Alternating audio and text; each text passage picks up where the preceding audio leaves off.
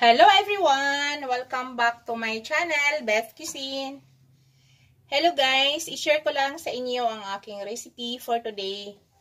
My recipe for today guys is adobong pusit sa lumot with tinta. Isama po natin yung tinta guys or yung ata.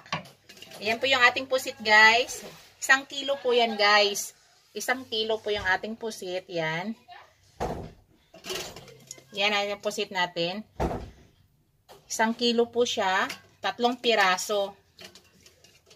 Aadubuhin natin guys. Ipakita ko sa inyo yung proseso kung paano ko siya aadubuhin nga malambot. Hindi siya makunat. Yan. Isasama natin yung tinta guys. Ang unang gawin ko guys ay lilinisan ko siya muna.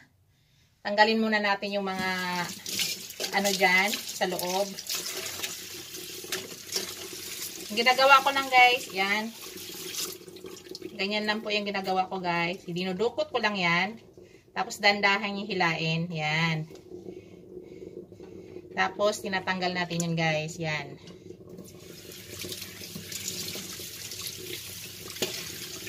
Linisan lang muna natin maigi.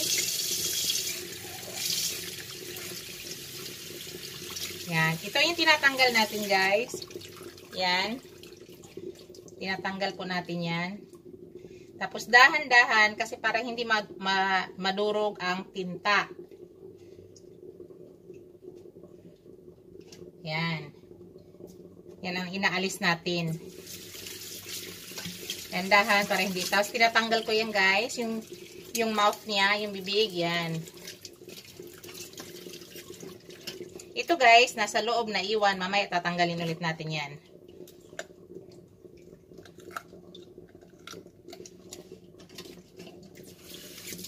Ganyan lang siya ka-easy linisan guys. Hindi ko siya binabalatan guys ha. Kasi ito malambot naman siya. Ayan. Yan ang kinain guys. Yan mga ano niya. Tanggalin natin siya. Ayan. Tapos sinatanggal ko yung bibig niya. Yung mouth niya. Hindi ko siya sinasama. Ayan. Dandahan lang para hindi maano yung ano. Next guys. Hihiwain, slicein ko na siya. Nasa inyo guys kung paano nyo i-cut. Anong gusto nyong cut.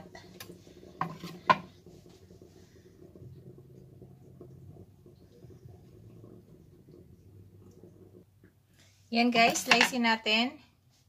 Ang cut ko ganyan lang kaliit. Dahan-dahan guys kasi meron pa tayong hindi nakuha. Yan, yan o.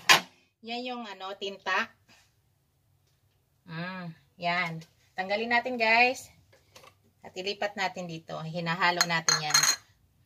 Pati yung kanina, tanggalin natin para hindi siya nadudurog.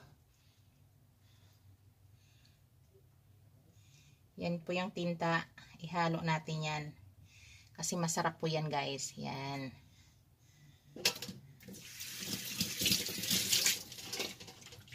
Isa pa.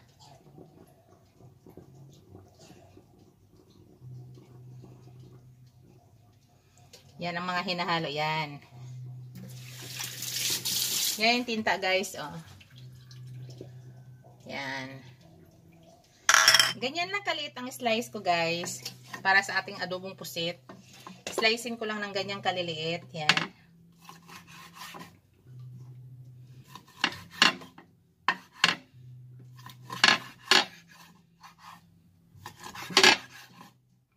Tapos ito guys, tatanggalin natin yan. Yan, sinabi kong hindi ko pa nakuha.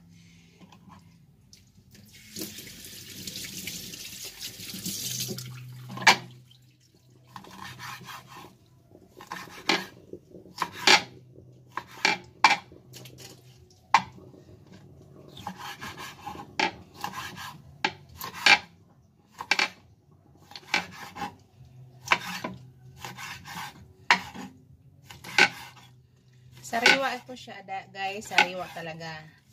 Gusto ko kasi pag adobo ako ng pusit sariwa.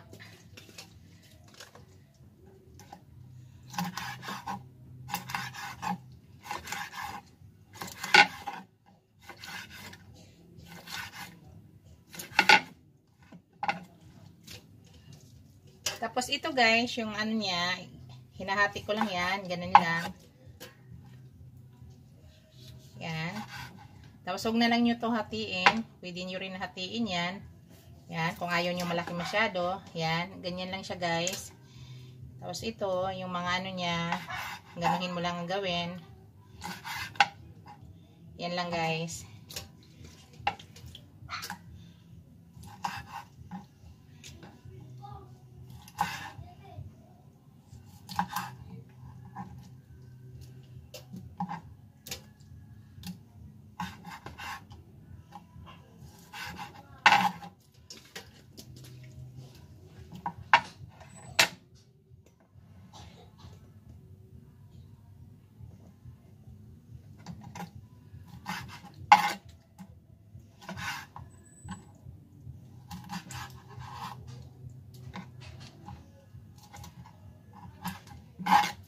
Tapos, hugasan ulit natin, guys.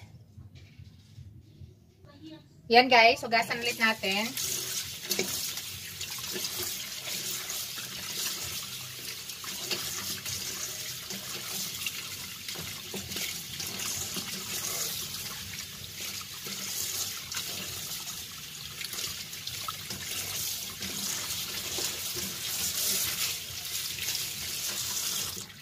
Yan, pa-drain lang natin maigi guys. Isama natin to guys ha, yung tinta. Drain lang muna natin maigi. Ngayon magagayat ako ng pangsahog niya guys. Maglagay tayo ng siling haba guys. Hugasan muna natin. Siling haba. Guys, pag ayaw nyo ng mga anghang, wag nyo po islicein ha. Kami gusto naming maanghang. Kaya hahatiin ko po yan. Take note lang guys, kung ayaw nyo ng maanghang, huwag nyo po slicing. Buo lang nyo ilagay. Kami, mas deserve namin yung medyo maanghang na adobo. Kasi mayroon lang kaming, nandito po yung yung apo, puro hindi po yan nakain ng pusit. Yan. Yan lang yung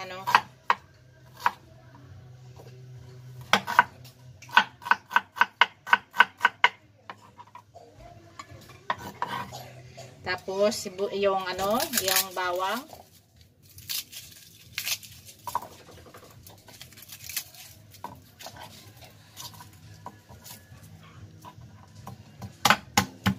Gagamit din tayo mamaya guys ng paminta at saka laurel.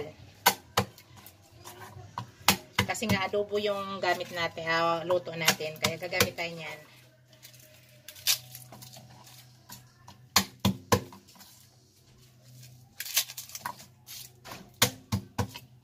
Ayan.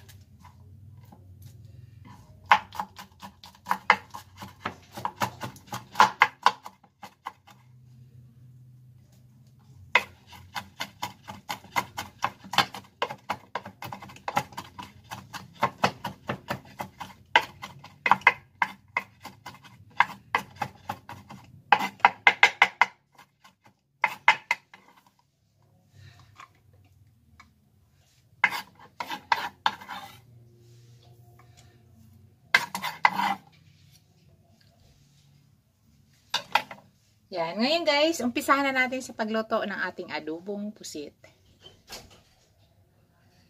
Hello guys, nagpainit na ako ng kawali. Ilagay na natin yung maglagay na tayo ng mantika.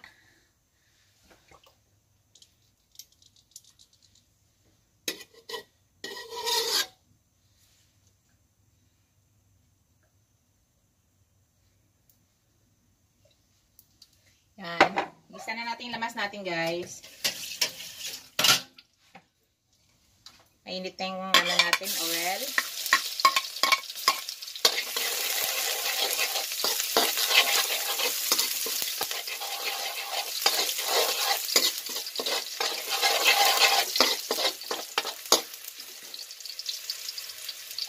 Tapos,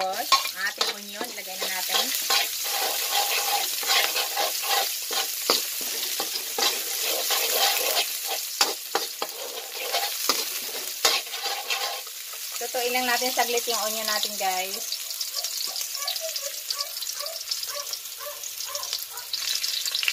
Yan, guys. Ilagay na natin ang ating pusit.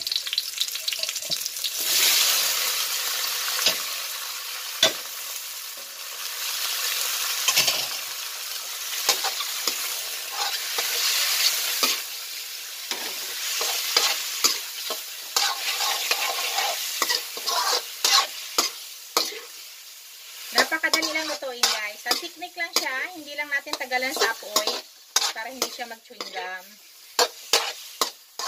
Yan na yung technique sa pag-ano, guys. Adjust natin yung apoy niya, guys. Palakasan natin ng kaunti.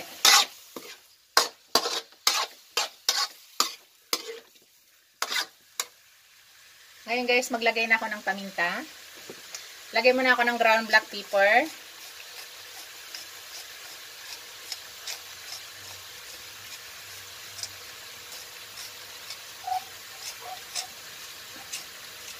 Yan. Tapos, maglagay na ako ng laurel.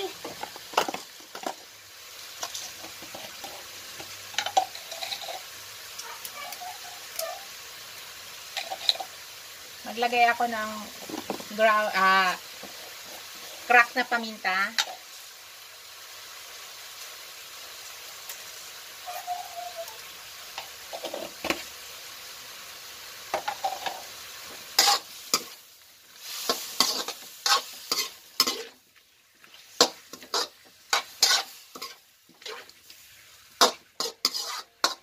Maglagay ako ng panglasa, guys. May ilagay akong panglasa.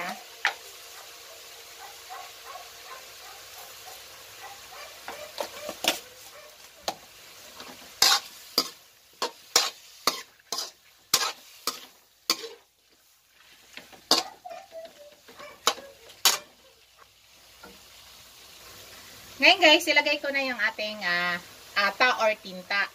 Ihalo na natin yan, guys.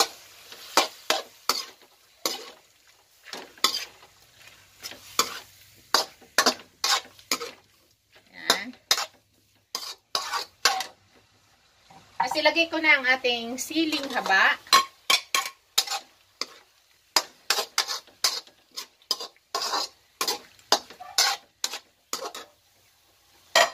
Naglagay na ako ng vinegar.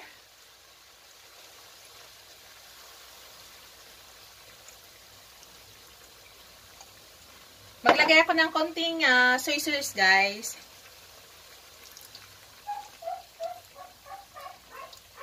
Yan. Tapos, hayaan na muna natin, guys. Pasingawin muna natin yung chemical sa ating nilagay bago natin ihalo. Yan. Pasingawin muna natin. Yan, guys. Pwede na natin i-mix yan. Yung ginagawa ko guys, hindi po ako nagtatakip. Hinahayaan ko lang siya. Na para yung, di ba, nagkakaroon siya ng sarili niyang tubig. Hayaan lang natin medyo sticky kaunti ang ating tubig.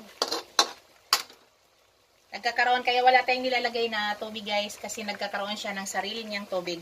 Ngayon, guys, maglagay ako ng a little bit of sugar. Yan, isang scoop lang na maliit, guys, ang ilalagay natin.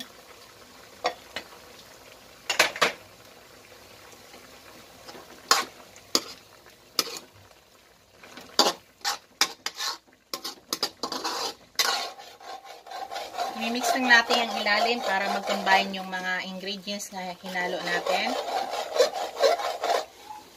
Hindi po ako nagtatakip, guys, ha. Yan po yung technique ko pag nagluto ng pusit. Hindi po ako nagtatakip. Once kasi magtakip ka, guys, lalo yan nagkakaroon ng maraming tubig. Titikman ko siya, guys.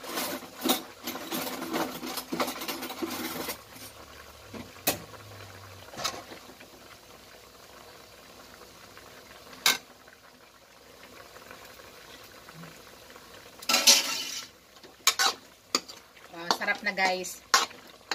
Tamang-tama na sa timpla, guys. Wala na tayong dapat i-add. Hindi na tayo kailangan maglagay ng asin. Then maglagay na tayo ng toyo at saka panglasa. So, hindi na kailangan ng asin. Tama na sa timpla. So, wait lang natin guys.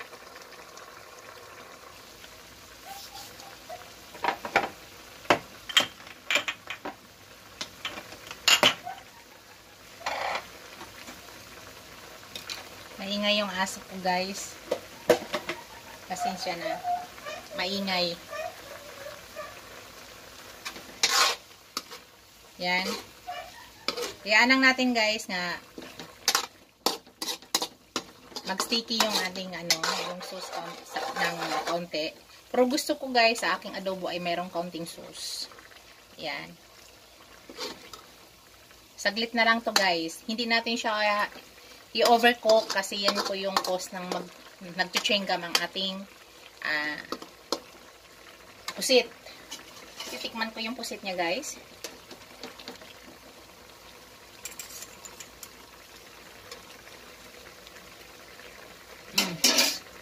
Napakalambot guys. Kunting-kunti na lang.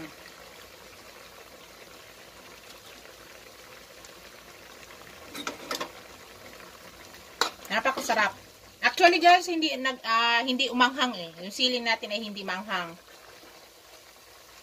Di ba hinati ko po yan? Pero hindi siya umanghang.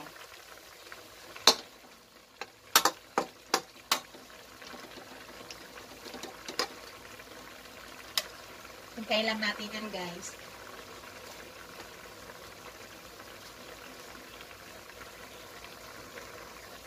Yan na guys. Luto na yan guys. Luto na yung ating pusit. So, patay na natin guys. Ang ating apoy. Luto na siya. Ready to serve na yan guys. Ganon ka-easy at ganon ka-bilis lulutuin ang ating adobong pusit sa lumot. Napakalambot guys. Promise. Napakalambot ng pusit. Ready to serve na guys. Hello guys. Ito na ang ating finished product guys. Ito na ang ating adobong pusit sa lumot na sinama nating yung tinta niya or ata. Napakasarap guys. Napakalambot niyan. Ready to serve na yan guys. Thank you so much. Don't forget to like, comment, and subscribe to my channel. Bye guys! See you in my next video. Thank you sa lahat ng sumuporta sa akin. Maraming salamat guys. Ngayon pala guys ay monetize na ako. Thank you sa lahat ng sumuporta sa akin. Thank you so much guys. Bye! God bless you all.